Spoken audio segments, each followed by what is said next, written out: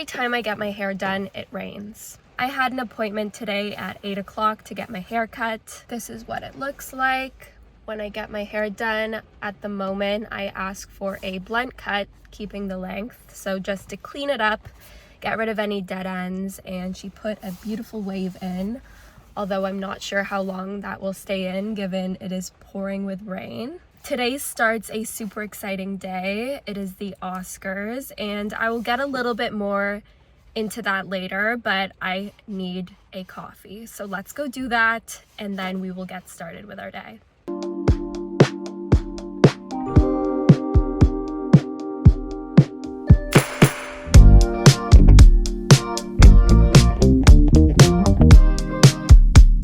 Alright, so that was kind of a fail. My initial plan was that I wanted to get my hair cut, get a coffee, and then spend the morning walking around downtown. There's some great shops. I was going to do some browsing, but it's raining, it's pouring. I don't want to be getting soaked, so I've come home and gotten cozy with my coffee and my croissant, and I'm going to tell you what is the plan for today. As I previously mentioned, it is the Oscars today.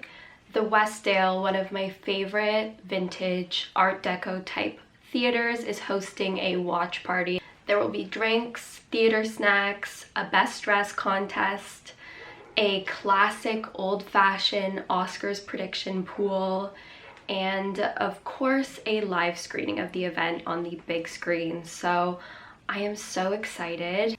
The most exciting part for me is that there is a red carpet. They encourage you to dress to impress in any red carpet fashion or in any look inspired by one of the nominated films. There will be a best dress contest. So this is where I'm a little bit on the fence. I can't decide how all out I want to go. While it's tempting to draw inspiration from Barbie or Poor Things, where the costumes were so elaborate and so fun, my boyfriend and I decided to play it safe and go with our favorite film of the season, which was Oppenheimer. So I'll give you a look what I have planned.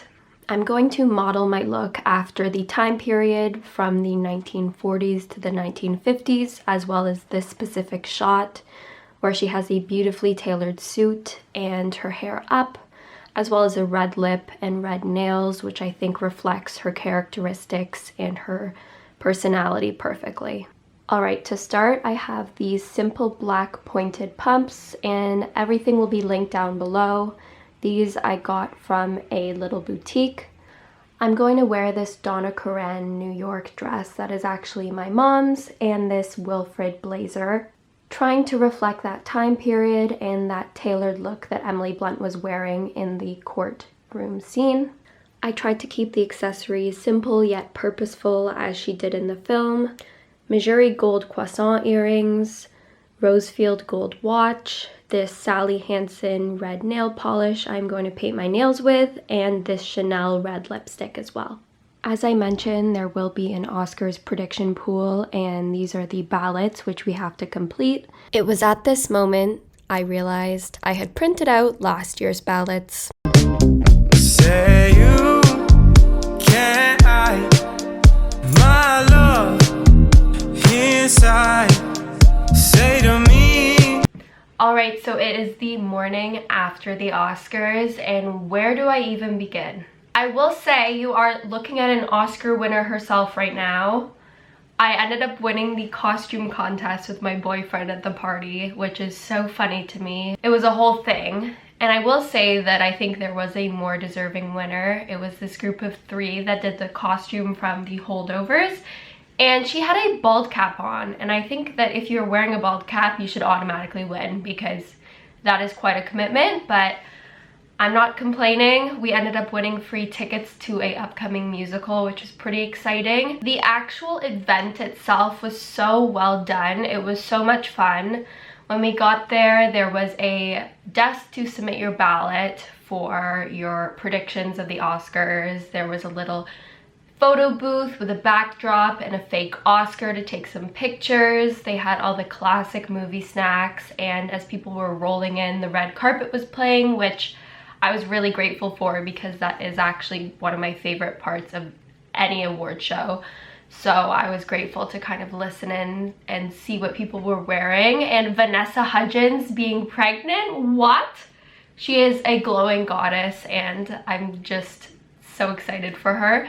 So that was a nice surprise. Towards the end of the red carpet, they did the awards for the best costume, and then after that the show began. Got some wine, got some snacks, and then every commercial break they did some trivia, which was pretty great. I knew literally no answers, but I was shocked at some people in the audience knowing such detailed facts. I definitely learned a lot.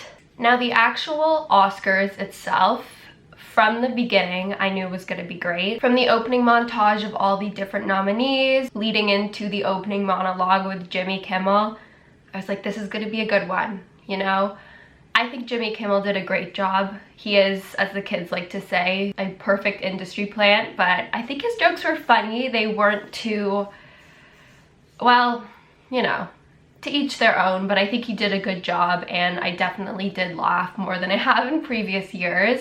I think this year's Oscars really had more thought and care than any year before.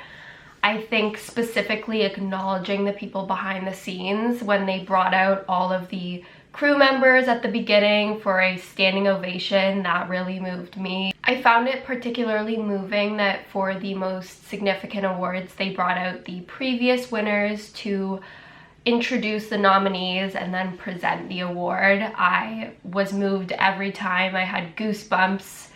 Oh my goodness. And just the general reference to the world around us, there was some very powerful speeches, some very powerful comments made, and moments throughout the Oscars that really emphasize the fact that yes, this is a luxurious, lucrative event, but it isn't a reality. It isn't a reality for anyone in that room, and it isn't a reality for anybody watching. It definitely was a longer Oscars, but I think they definitely added value with that time. They did a great job incorporating all of the different performances, but for me, like many others, I'm Just Ken was the performance of the night. Oh my goodness, okay, all jokes aside, Ryan Gosling's voice, it's phenomenal. He, like, the last note he holds in that performance is Grammy worthy. It was really well done. I'm so glad he got to perform it live. In terms of Best Picture nominee, there were only 3 that I hadn't seen: The Zone of Interest, Anatomy of a Fall, and Killers of the Flower Moon. Running through the others, Oppenheimer was the most recent one I saw and deserves all the praises and recognition it has been given.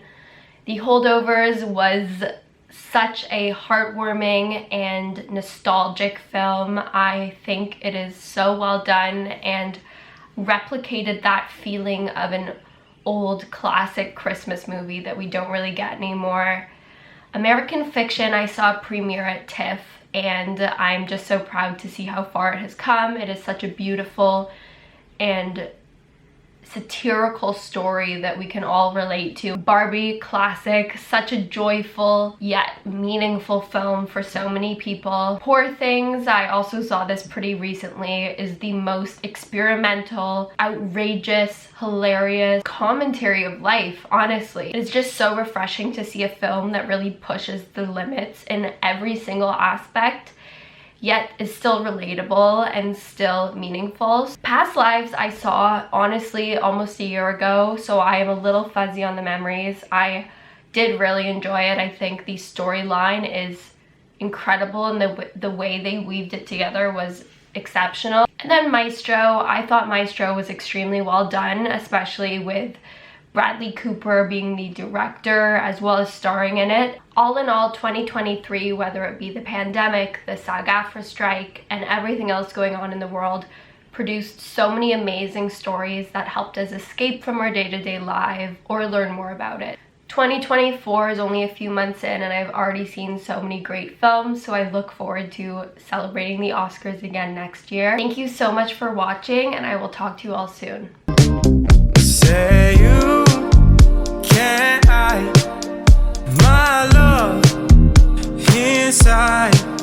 Say to me, what's wrong? The way